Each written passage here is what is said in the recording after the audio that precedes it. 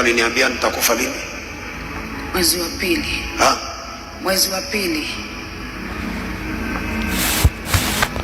Ni yeye na mimi, watu wawili ndio tunajua. Mungu ashawahi kuongelesha kama Ezekiel. Huwa mnaonanga Mungu ananiambia kuwahusu. Aliniambia Ezekiel nakufa mwezi wa pili. Nikaamuka nikaketi nikamwamsha mke wangu nikamwambia amesema nakufa mwezi wa pili. Akaniuliza tutafanya nini? Yes.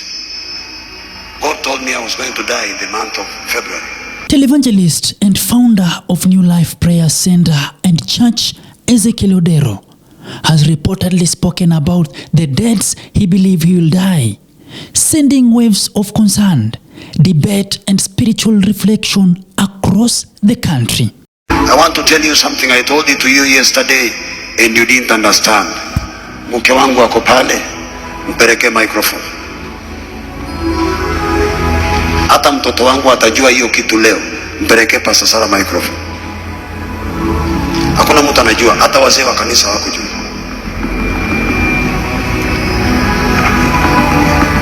Mama sweet. Amen. Mungu aliniambia nitakufa lini? Mwezi wa pili. Mwezi wa pili. Ni yeye na mimi, watu wawili ndio tunajua.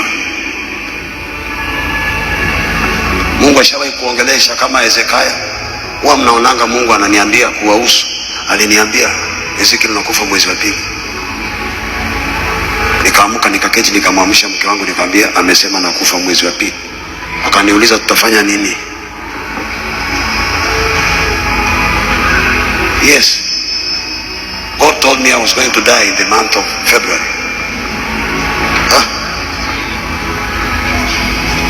It was January, then month of February must be this year, not next year. Yes, last month. And I knew it. And Bishop told me after Nairobi crusade, Kitengela akaniambia, what you did has never been done. Another test is coming. You need to look for a sacrifice and give to God. So when God told me you are going to die this month, I just knew. Looking for an opportunity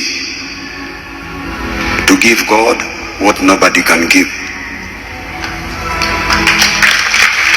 When a spiritual leader speaks about their own death, people listen. And this time, the message has shaken many followers. According to congregants who attended the service, Pastor Ezekiel openly referenced specific timeline concerning his life, suggesting that he is spiritually aware of when his earthly journey could end. For believers, this was not fear, it was faith. For critics, it raised eyebrows. But for many Kenyans, it reopened a national conversation about prophecy, destiny, and the weight of spiritual declaration in public life. And Bishop told me after Nairobi crusade, Kitengela akaniambia, what you did has never been done. Another test is coming. You need to look for a sacrifice and give to God. So when God told me you are going to die this month, I just knew. Looking for an opportunity to give God what nobody can give. Pastor Ezekiel is not just any preacher. He commands a massive following, draws thousands of his crusades, and has remained one of the most talked about religious figures in the country, especially after past controversies and government scrutiny. Tamani tufahamu kitu kimoja kuhusu viongozi wetu. Viongozi wetu wanaweza wakazungumuza yule kiongozi, huyo kiongozi. Ukiweka moyoni mwako ukakasirika, utakasirika bure. Hao watu wanaelewana na wanakula pamoja, wanakunywa pamoja. Ni marafiki, wanapoongea wanaongea kwa ajili ya kutengeneza nchi. Usichukulie moyoni mwako ukakasirika bure. Amen. Sijui kama umenielewa. Usichukulie moyoni mwako ukakasirika bure. Mimi ni kiongozi wa kiroho. Niko na viongozi Nyanza, niko na viongozi Eastern, niko na viongozi Northeastern, niko na viongozi Central. Hawa wote ni viongozi wangu, ninawaheshimu wote. Amen. Na ninawaomba nyinyi pia, watu wa Mungu wenzangu, tuzidi kuishi kwa amani na tuheshimu hawa viongozi wote. Ni sawa? Najua utasema lakini siku moja utaelewa kila ambacho namaanisha. Tujaribu kuheshimu hawa viongozi na tuwapende tu, sababu ni marafiki na wanaelewana. Ideologies zikiwa ziko tofauti haimaanishi wanachukiana. Kwa hivyo usitoke hapa kwenda kupigana mwenzako. Ni sawa, mtu wa Mungu? Amen. When such figures speaks about death, it does not remain inside church walls. It becomes national discourse. And in many countries where prophecy often intersects with politics and social tension, words like this carry serious emotional power. Is this spiritual preparation or symbolic language? Some theological observers urge that spiritual leaders sometimes speak metaphorically, referring to seasons, transitions, or transformations rather than literally physical death. Others believe prophetic awareness is central to charismatic ministry.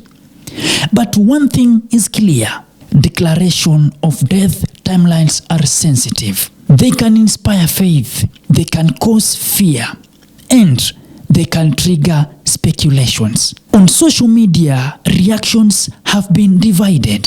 Supporters say he is spiritually mature and unafraid. Critics question the necessity of announcing such dates. Others are simply praying. The danger lies not in the statement itself, but how people interpret it. Kenya has seen how prophetic statement can create national anxiety, especially when tied to high-profile figures. Why now? Was this a message of preparation, a warning, a spiritual lesson about mortality, or simply a reminder that no one, not even a powerful spiritual leader, is above time? One thing remains certain: when leaders speak about death, it forces society to confront deeper questions about faith, destiny, and responsibility. Will Pastor Ezekiel clarify? Will he elaborate? Or will this remain a mysterious declaration meant only for spiritual ears? Kenya is watching and believers are praying. This is Havana Media, where we go beyond the headlines into the heart of the message. Stay alert, stay discerning, because words carry weight. My name is Evangelist, and this is Havana Media.